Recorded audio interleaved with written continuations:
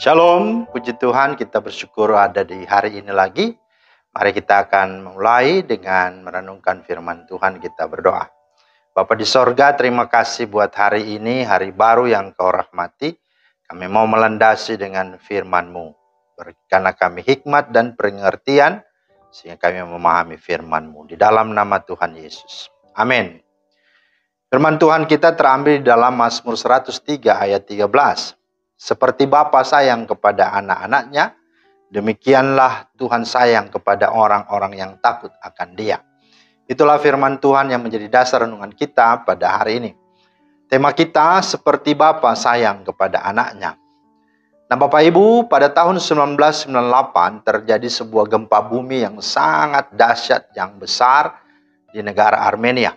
Sekitar 5.000-an orang meninggal karena bencana tersebut. Yang uniknya, beberapa hari setelah hari mengerikan itu, sebuah koran lokal menuliskan berita tentang adanya seorang ayah yang mengantar anaknya ke sekolah pada hari kejadian naas tersebut. Ceritanya kurang lebih begini.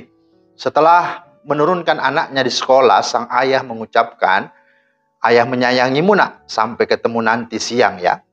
Kemudian sang ayah melanjutkan perjalanannya ke tempat kerja. Namun beberapa kilometer setelah dia meninggalkan sekolah, sang ayah melihat kaca spionnya bergetar dan dia melihat bagaimana bangunan dan jalanan di belakangnya goyang, retak dan akhirnya hancur. Kemudian sang ayah tidak berpikir panjang lagi. Dia langsung berputar balik dan kembali ke sekolah. Sesampainya di sekolah dia hanya melihat puing-puing reruntuhan. Gedung sekolah itu sudah hancur berantakan. Begitu tiba, sang ayah langsung berlari dan mencari di mana kira-kira anaknya berada.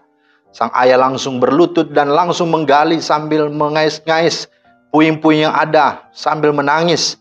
Beberapa orang menyuruh sang ayah untuk berhenti.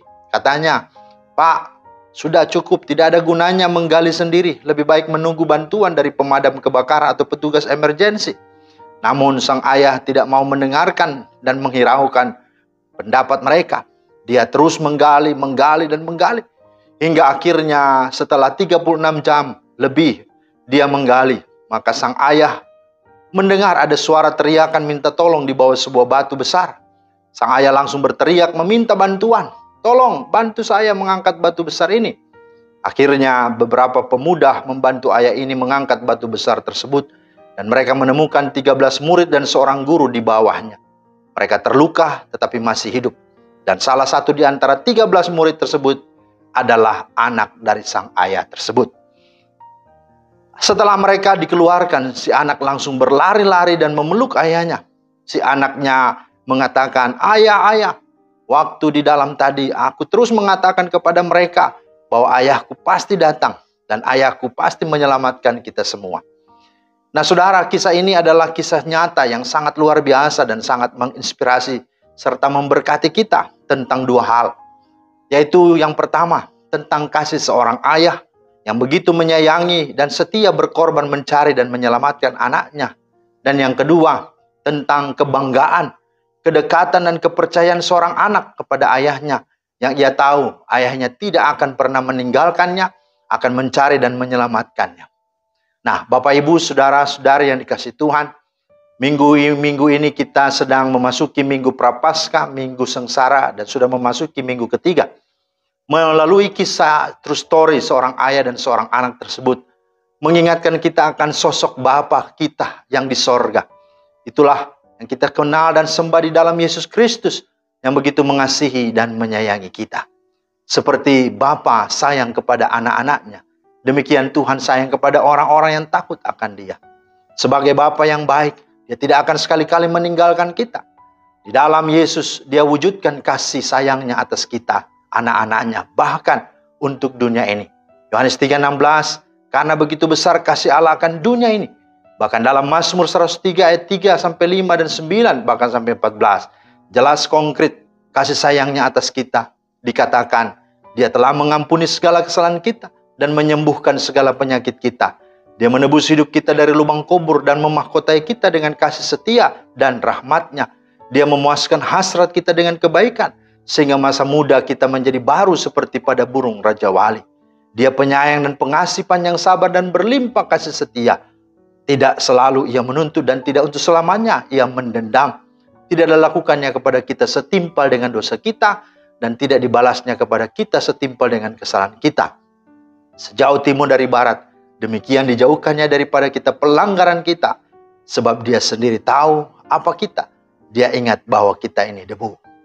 Sementara bagian kita yang adalah anak-anaknya, apa yang harus kita lakukan? Mari seperti anak dari ayah ini. Jangan takut, jangan ragu. Tetapi percayalah, yakinilah kepada Tuhan Sang Bapa yang baik. Jangan tawar dan gelisah hatimu. Jangan kita merasa putus asa, karena di dalamnya ada masa depan kita. Yakinilah dan serahkanlah, serta andalkanlah Bapa kita yang baik.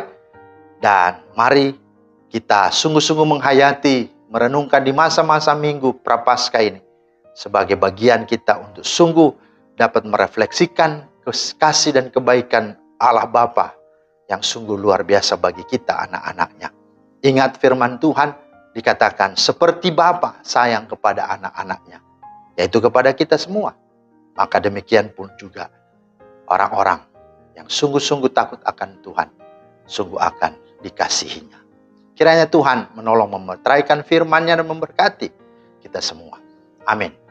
Terima kasih Tuhan atas firman-Mu, kami bersyukur karena kembali kami boleh dibawa oleh Tuhan untuk merenungkan, menghayati makna pengorbanan-Mu, makna kehadiran-Mu, makna kasih-Mu bagi kami.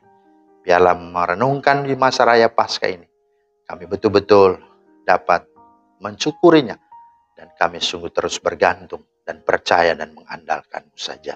Demi Kristus kami berdoa. Amin. Demikianlah firman Tuhan hari ini. Kiranya Tuhan menyertai dan memberkati kita semua. Shalom.